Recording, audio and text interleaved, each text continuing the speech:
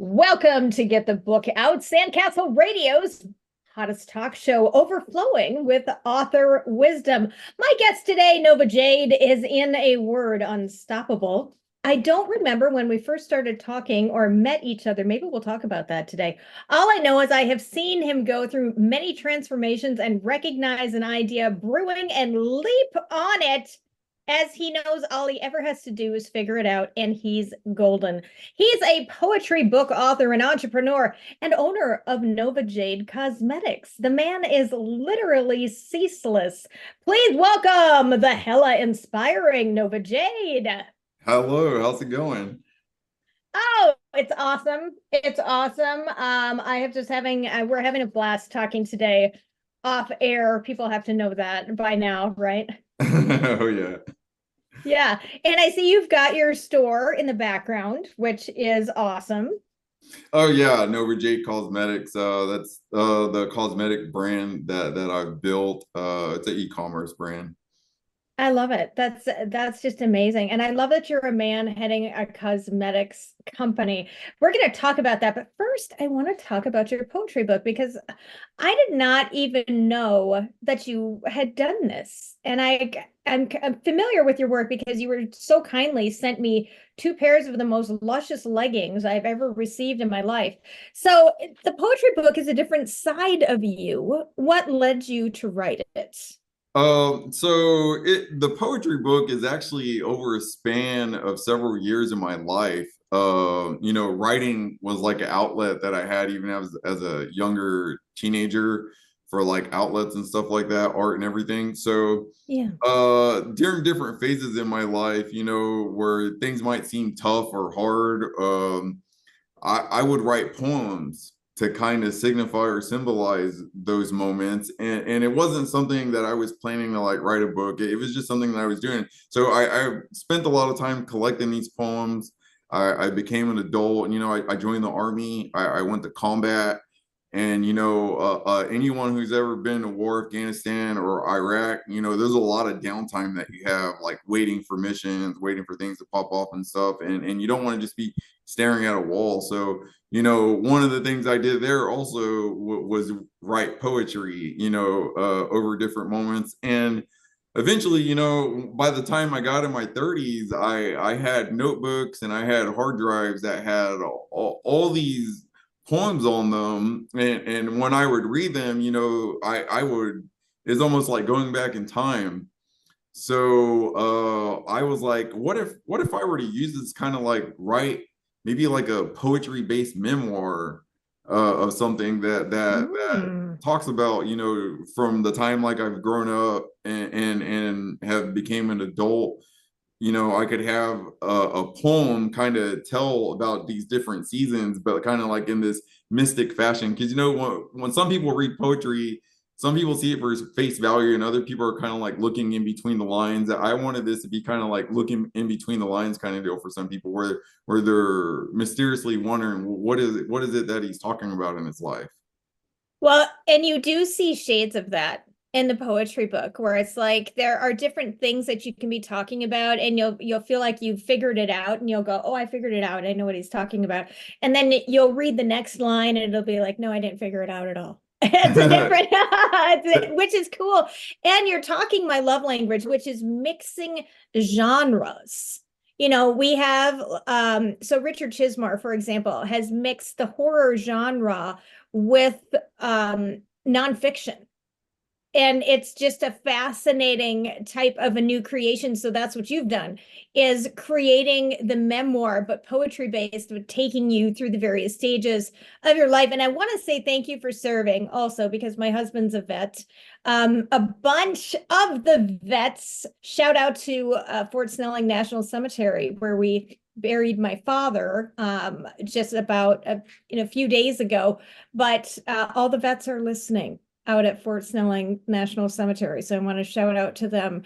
Veterans are very important to this show. And so thank you for serving. The pleasure is all mine. Thank you. I appreciate that. Yeah, absolutely. I don't know if I'd say pleasure. I'm just gonna say, it wasn't Well, it's kind of like a time frame that shaped me, like even though, the military can have its like very rough moments, but I gained a lot of skills in leadership, Yeah. technical stuff. I worked on helicopters, other advanced technical stuff, but even writing, Oh, because I have to do like performance evaluations for my soldiers, so I'd have to write. Working on helicopters, we have to write records. Like if I go take a part off, put a part on a helicopter, like I have to write that, and it has to be done in a technical fashion.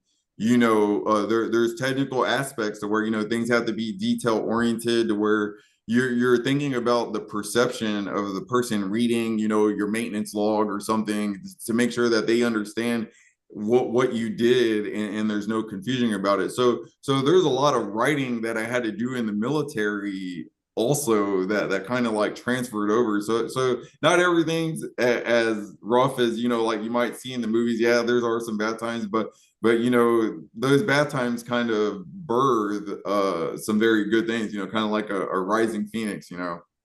I love a rising phoenix. That is literally the animal that I identify with, is the rising phoenix. But I love that you were reader centric even back in the day. We are going to slide into your first song pretty soon here, but I want to make sure we talk about, how did you publish your book, and would you use the same process again, or would you change it up? I actually published it on KDP through Amazon, just because it was like a self-service selection, and I didn't know anything about publishing, so it kind of helped me learn. You know, Yeah. I don't know anything about formatting specifically for books. Like I knew how to format for essays and other writing, that I had to do for college and stuff, but formatting for a book I had never done. And Yeah. KDP provides multiple formats for different types of books you might want to be creating and stuff. So it seemed like the perfect space for me to go to without having a lot of assistance and stuff, and I could just go in there and kind of figure it out. Yeah, and I I cut my teeth on, excuse me. I cut my teeth on CreateSpace, which is the precursor to KDP. So one day CreateSpace said, we're going to make this into KDP. And I panicked. I was like, no, I don't CreateSpace. It was just this crappy program. But you know when you just love your crappy programs because you finally figured them out, and and so I was so worried. I was like, well, hopefully it's going to be better. And it has been better, and there's lots of opportunities there. We are a huge fan here at Sandcastle Radio, and Get the Book Out and Bookmark Publishing and everything about getting across the finish line. And we'll talk about that in our writing tip a little bit later today. How there are different ways to get across the finish line, especially if you're economically minded. And it's something that you've always wanted to do. So make sure that you keep listening. Now, your fave song is Remember by Disturbed. What is that about? It pinpoints a specific moment in time for you. It's like a workout anthem I've always had since I was real young. Even in the army, there's a lot of times, like I felt like I couldn't keep going or something, even training, ruck marches and other stuff. And I would have like, a little iPod earphones or something in, and the beat, the rhythm, the lyrics, tone of the guitars and everything kind of just like, hype me up internally, kind of like get my blood, my Mm. energy and everything going and stuff. So it's a very energetic song that like I relate to when it comes to like overcoming obstacles or adversity or anything of that nature. That's so great. And I just saw, we'll talk about it a little bit more when we come back, but I just saw the lead singer of Disturbed talking about an iconic noise he makes. You're listening to Sandcastle Radio, America's hottest online variety and music station. Nova Jade is with us today, talking poetry, entrepreneurship, and so much more, including we had a little disturbed sound off, I guess we would call it, right? Yeah. So let's do our best. What I was going to tell you is that I saw the lead singer talk about how that sound, that iconic sound just came out of his mouth for that one song. What's the song that he sings? It's a Down with the Sickness. There it is. I think that's Okay. when it became like a big deal when he was like, "Oh, wow." Yes, that was it. Yes, I was trying to say it. Mine came out as like, oh, and then it just wasn't. But It worked. It worked. I knew what it you were was, trying to say. you were like, oh, that's if he was sick. Okay, then he. Yeah, he didn't have his NyQuil that day. Yeah, and I had another guest on one time, and he's in the remodeling business. And he actually, I think he remodeled his kitchen. Wow, that's pretty cool. I bet it's an awesome kitchen. I know, right? He said he was a really nice guy. Yeah, I So bet. I like to hear when people are down to earth and stuff like that. And then I talked to my husband, he's like, oh no, he's a jerk. I was like, what? No, come on. No, he's not. So Yeah. all right. Let's get back into it. We're talking poetry today. Do you have a favorite poem in your book? Mine is Again. I love that poem. And I would love for you to share your favorite poem as well. Okay, yeah. So the poem I'm going to read is called "And Then We Met." So before I read it, I want to tell you actually what it's about. So "And Then We Met" is about me learning how to play the guitar.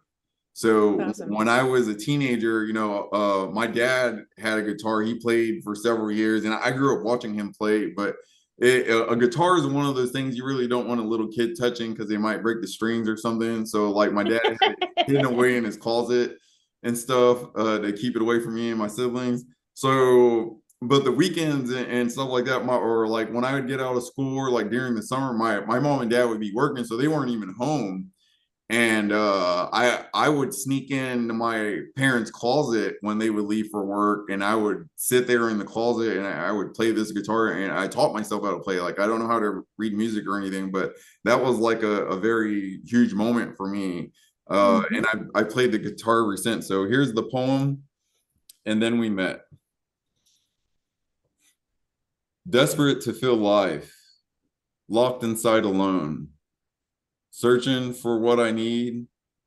It was wrapped in the darkness with six long strings, bright and shiny. It sang to me. Her name was Juliet. No more rest.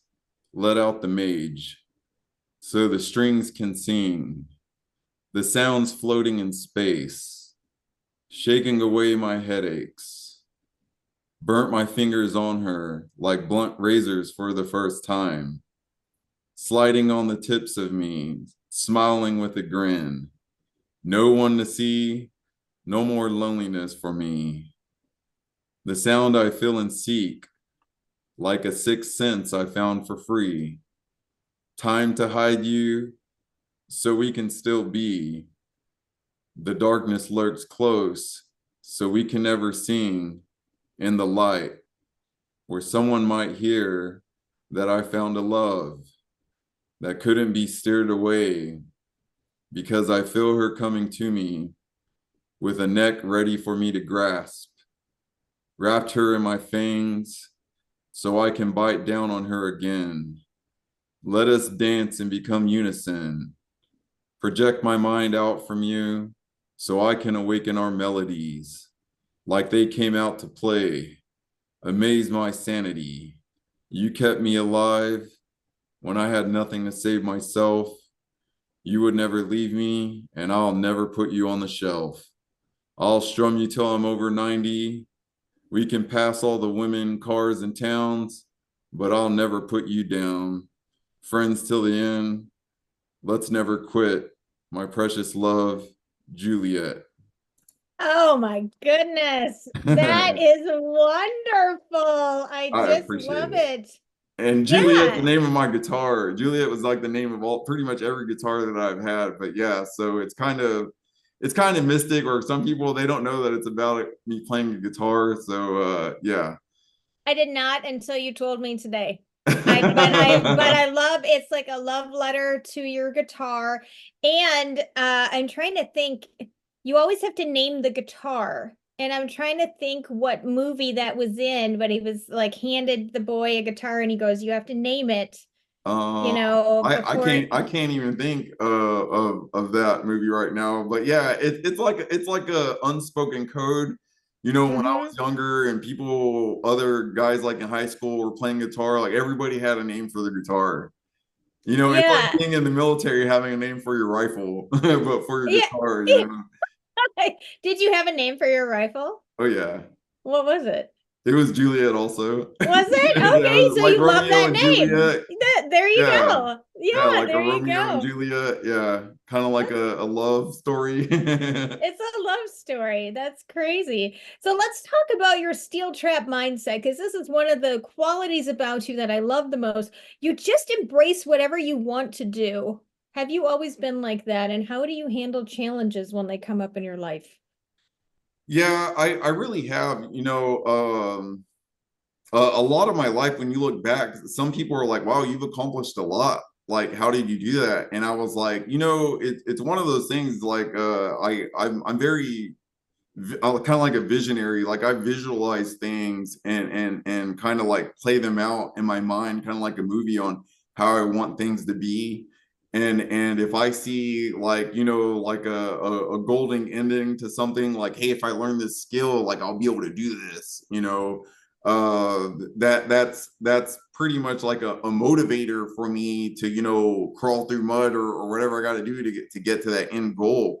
I could take the military, for instance. You know, when I was younger, I had gotten out of school. You know, I had like a regular job in a factory, fixing things, kind of at the bottom of the pole.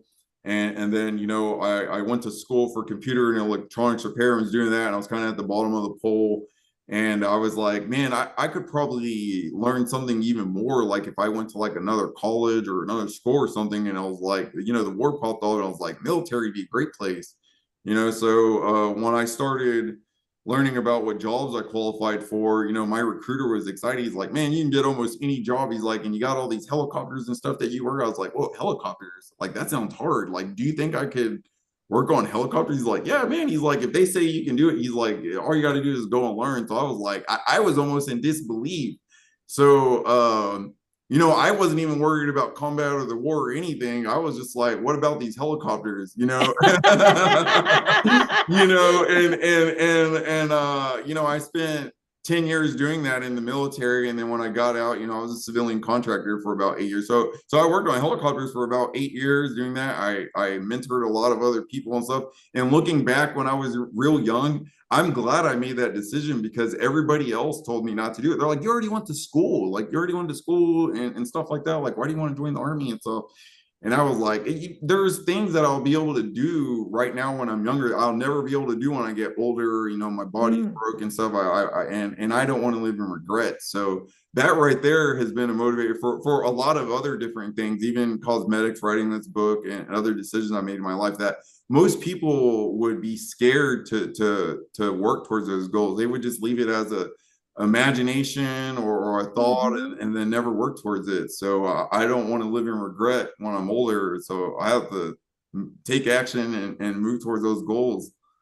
So a lot of visualization, and you know, they do that in professional sports teams. They visualize catching that ball. They visualize going into the end zone. Oh, did I get that terminology right? Look at me go. Oh yeah.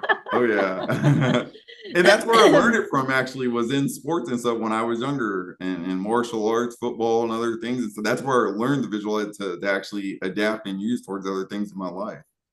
Well, it's true because your brain doesn't know the difference between dreaming and doing. Your brain has no idea. And so if you get into that vibe, then your brain is like, "Oh yeah, okay, so we're going to reward you with, you know, the thing that you're asking for or whatever," which is really kind of cool. Anyway, it's almost like flipping a light switch, Oh you know, yeah. into walking into your abundance. Like you're not going to just sit there and wait for it to come to you and fall into your lap, but at the same time, you know, you can flip on that light switch and say, okay, I can live a different life. And we're coming up on your favorite teenage song, which is Come As You Are by Nirvana. And I'm going to ask you about what memory this sparks for you. as soon as we play the song because this is what I'm finding out about us. We are long-winded, and that is a beautiful thing, but we'll come back right after this. We know how you came to be an author now. What was your journey to becoming a cosmetics business owner? So I actually didn't get started wanting to be in the skincare business. I left the military with a bunch of injuries that were related to my service in the Army.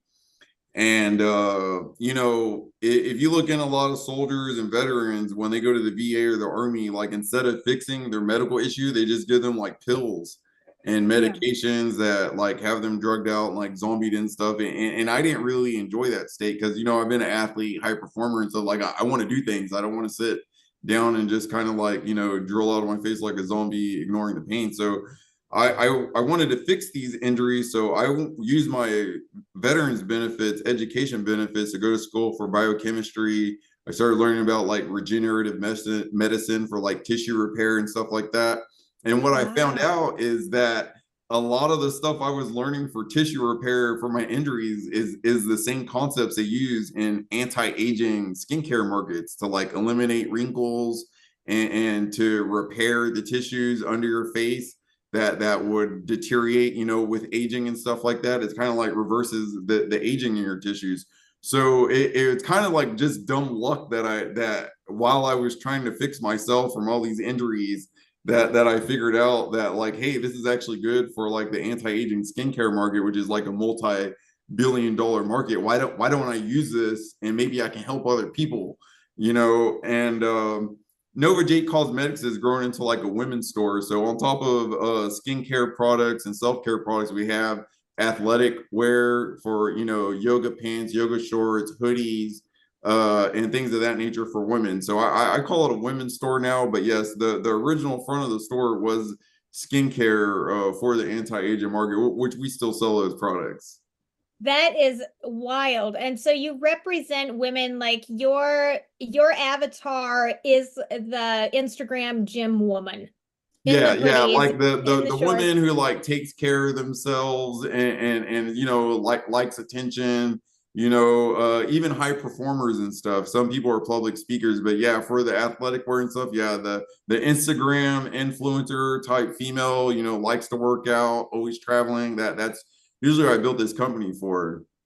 That's amazing. That's just, and because it's so competitive and it's such a saturated field, what are you doing to differentiate yourself in terms of your branding or your marketing being as memorable as you possibly can be?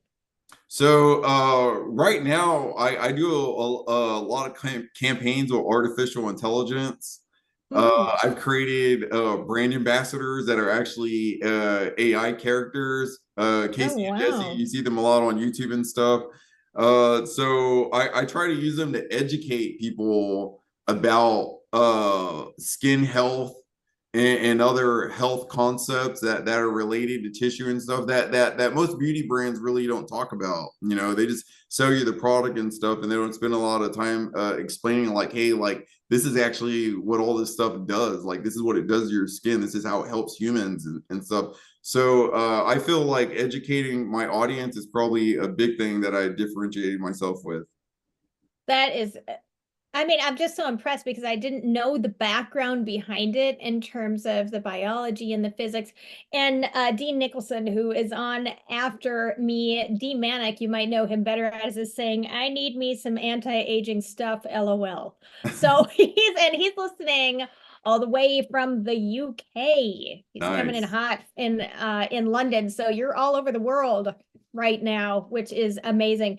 Your song, which we're going to play very shortly, but you have a minute amount of time to talk about, is Turn the Page by Bob Seger, and you list that as the song track to your life. This was surprising to me, but it was a good surprise. And when we come back, we're going to talk about why you embody yourself in this song. Poetry, entrepreneurship, and cosmetics. Oh my, we're talking about all things Nova Jade this hour and getting to know my very unique guest. It's interesting, and some of the best conversations come out when we're off the air. So you're talking about there's a hormonal aspect now kind of built into the beauty industry. What do you mean by that? So one thing I've been telling people is that the with like beauty spas, most people just think you're going there to get your hair and other stuff done, but they have medical procedures that can also help you feel younger. And one of those is hormone therapy. I don't remember the name of it, but there's a hormone therapy where it's almost like a little tablet they put in like your buttocks. Mhm. It's surgically implanted in there, and for about like 6 months, it can correct your hormone levels down to like whenever you were younger.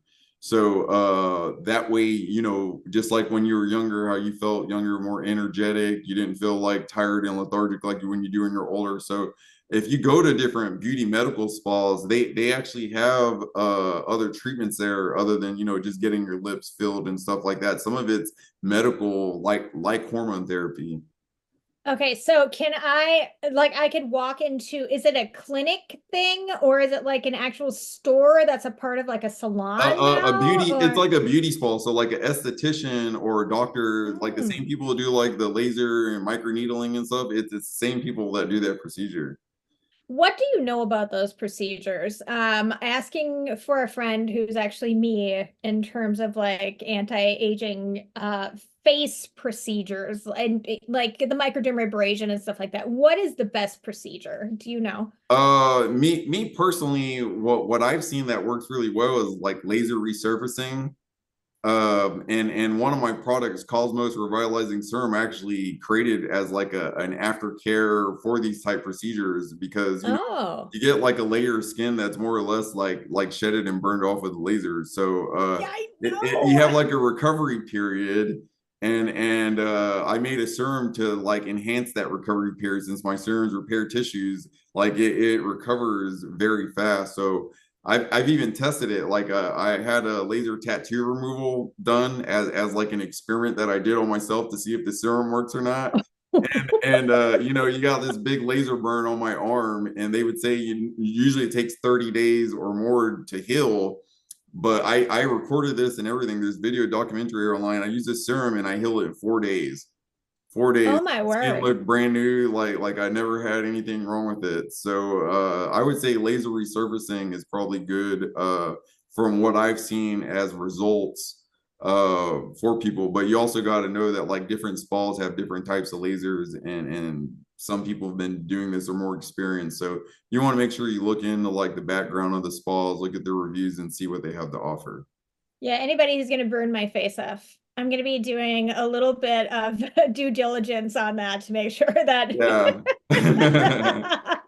DJ Peter Bedard up in Canada says, "What? Oh, he also happens to love Turn the Page by Bob Seger." And many people pointing out, I don't know if he pointed it out or who pointed it out because I can't multitask. I can't chew gum and walk at the same time. But that Turn the Page is very appropriate for Get the Book Out. And it's funny because I'll be looking for songs that are appropriate, and I didn't stumble across that one. Where do you see yourself in 5 years? And you said you have another book in you, but you have another business that you want to launch. Not. I don't want to launch another business right now, but I do want to write like instructional books, like to Mm-hmm. educate and teach people about different skills because I have a lot of skills, I have a lot of different experiences and in a lot of different fields. So I like to educate people, maybe even write children's books since like those would probably be a good simple mind to educate and different things. You know, younger people always want to learn new skills and stuff. So I would say probably educational or instructional writing is what I want to go to next. You would love doing children's books. We have done, well, we've done one under the Happy Feet Press imprint at Bookmark, and it is about, and it was translated into Spanish as well, and it's about kind of a remake of the Berenstain Bears when the kids are moving. So this was done by a woman in the mortgage industry to help kids prepare for moving and what is my new house like and things like that. The other book that we initially were going to put under the children's book imprint, but now moved to like an adult kind of graphic comic book, is about a drag queen who is a single father. So that's what we're working on. But it's pure joy and delight to work on these books. And it's just a whole different feel. You would love children's books, and I could totally see you doing that. What is the one thing people don't know about you? And I hope to hell my husband is listening right now, because so every single guest that we have on the show, we ask this question, and he was eating dinner when he asked the question. And some people, I'm like, they seem extroverted, but they're introverted. And he's like, huh, okay. And he'll, keep doing his thing. This time he was eating dinner. He had a mouthful of food. I told him what your answer was, and he was like, I gotta make sure I'm listening. I gotta absolutely make sure I'm listening, because this man could not stop laughing. And he went on like various cycles of this laughter. It was fantastic. So what is that one amazing thing that people don't know about you? I can run like a dog on all fours extremely fast, like probably faster than a dog.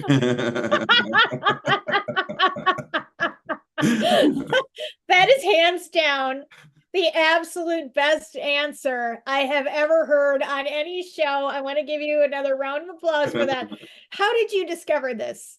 So I used to play football in high school, and my coaches, like, sometimes I would show up late with my girlfriend or something to practice, and they'd be like, "You're gonna go bear crawl for a mile. It's like punishment before you can play football." So I figured out, I was like, I could still, hang out with my girlfriend late before practice and show up right at practice, knock out a mile worth of bear crawls if I just do them really fast, and then I can go play football afterwards. So I did that for a couple of years.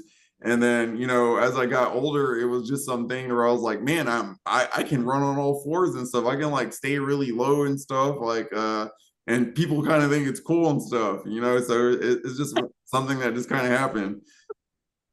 We talked about doing it in our house last night, and my husband is listening. Deacon Jastram is listening today, and he says, "Best day ever, LOL." So he is greatly enjoying your story about this.